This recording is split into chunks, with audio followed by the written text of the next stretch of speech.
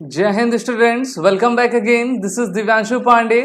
BRICS की NSA summit 2023 की अभी कंडक्ट हो चुकी है, जहां पर भारत के राष्ट्रीय सुरक्षा सलाहकार अजीत डोभाल भी मौजूद थे। तो इस समिट में क्या क्या इंपॉर्टेंट बातें निकल कर सामने आई हैं, इसको आज के सेशन में हम डिस्कस करेंगे। शुरुआत करते हैं आज के इस क्लास की।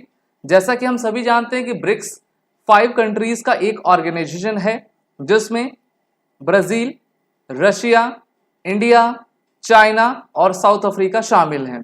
और भी अदर इसके ऑब्जर्वर्स हैं, लेकिन ये 5 आपके परमानेंट कंट्रीज हैं जो कि मेनली अपने इकोनॉमी को बेहतर करने के लिए इस ग्रुपिंग को इन्होंने बनाया हुआ है।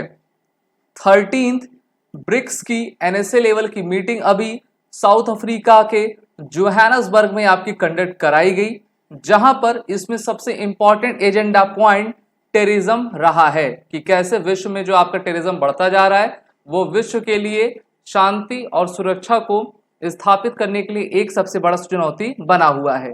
इस बार सऊदी अरबिया और यूएई को जो है स्पेशल इन्विटी के रूप में इसमें आपका रखा गया, और सऊदी अरबिया के आपके एनएसए और यूएई के एनएसए दोनों ही इस समिट में आपके आए हुए थे। तो इस प्रकार से एक मल्टीलेटरल फोरम जो है इस आपके समिट का आपका बन गया है। यूएई के नेशनल सिक्योरिटी एडवाइजर जायद अल नहयान, सऊदी अरबिया के एनएसए मौसाद बिन मोहम्मद अल ऐबान भी इस आपके मीटिंग में मौजूद रहे हैं। एजेंडा अगर हम इस बार के ब्रिक्स एनएसए समिट का देखें तो ये रहा है यूक्रेन वॉर, इंडो पैसिफिक और रिलीजियस रेडिकलाइजेशन एंड टेररिज्म पर। तो सिक्योरिटी तो आपकी इसी पर बेस्ड होती है, तो सिक्योरिटी को भी इन्होंने शामिल किया है और सभी देशों के द्वारा इन सभी सब्जेक्ट्स पर खुलकर बात की गई है। नेशनल सिक्योरिटी एडवाइजर भारत के अजीत डोभाल के द्वारा चाइना के कम्युनिस्ट पार्टी ऑफ चाइना के political bureau of and director of office CPC foreign affairs commission Wang Yi के साथ जो है मुलाकात की गई। इन्होंने भारत और चाइना के इशू को लेकर आपकी बात की है। अजीत डोभाल के द्वारा अफगानिस्तान पाकिस्तान के रीजन में जो आपका इम्प्यूनिटी बढ़ती जा रही है उसको टेरर से रिलेट करके जो इन्होंने बताया कि कैसे ये वैश्विक अशांति फैला सकता है। साथ ही साथ जो प्रॉक्सी वॉर चल रहे हैं, और मेनली इन्होंने सबसे ज़्यादा विश्व का ध्यान आकर्षित करवाया है आर्टिफिशियल इंटेलिजेंस पर, क्योंकि उसका इस्तेमाल काफ़ी ऐसे तरीके से हो रहा है जिससे कि हम एक अनवांटेड सिचुएशन क्रिएट कर सकते हैं। तो इसके लिए हमको एआई का जो यूज़ बेहतर तरीके से मानव की भलाई करने के लिए किया जाना चाहिए। Ajit Doval called it important that decision making of the UNSC sanctions committee is free from politicization and double standards, and said that the meeting is being held at a time of a great churn in the international security environment। यानी कि UNSC के किसी भी फैसले को हम उसको politicise ना करें और ना ही उसका डबल मीनिंग निकालें, जिससे कि जो है आपसी मनमुटाव बन सके।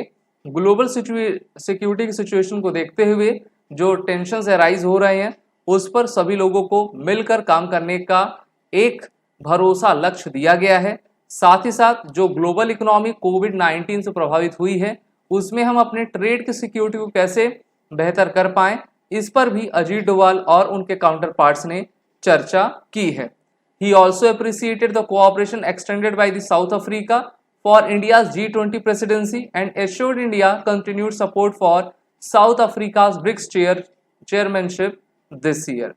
तो इस साल तो आपके डिफेंस जो हमारी एससीओ की मीटिंग थी उसको भी भारत ने आपका होस्ट किया था।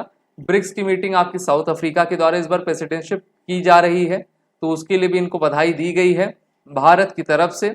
साथ ही साथ एक ब्रॉडर डायमेंशन सिक्योरिटी के कैसे हम ले आ पाएँ, जिससे कि जो 5 कंट्रीज़ हैं ब्राज़ील, रशिया, इंडिया, चाइना और साउथ अफ्रीका, ये मिलकर अपने नॉन ट्रेडिशनल चैलेंजेस जिसमें फूड, वाटर और एनर्जी सिक्योरिटी आती हैं, उनके स्ट्रेस को हम कैसे फेस कर पाएँ और उनके लिए एक बेहतर ई गवर्नेंस मॉडल डेवलप कर सकें। ब्रिक्स के एनएसए समिट में जब भारत के एनएसए चाइना के इम्पॉर्टेंट लीडर वांग यी से मिले तो उन्होंने जो 2020 में इंडिया चाइना का dispute line of actual control की तरफ देखा गया था, तो उसको सुलझाने की बात भी की और कहा कि हमें चाहिए कि हम जल्दी से जल्द बॉर्डर का डिमार्केशन करें जिससे कि भविष्य में किसी प्रकार का गतिरोध ना बन पाए। इसी के अलावा एनएसए ने यह भी कहा कि भारत ने इस बार voice of the global south summit की अध्यक्षता की थी और इसकी मीटिंग 12-13 जनवरी 2023 को वर्चुअली आयोजित करवाई गई थी, जिसमें रशिया, चाइना सभी देश इसमें शामिल थे।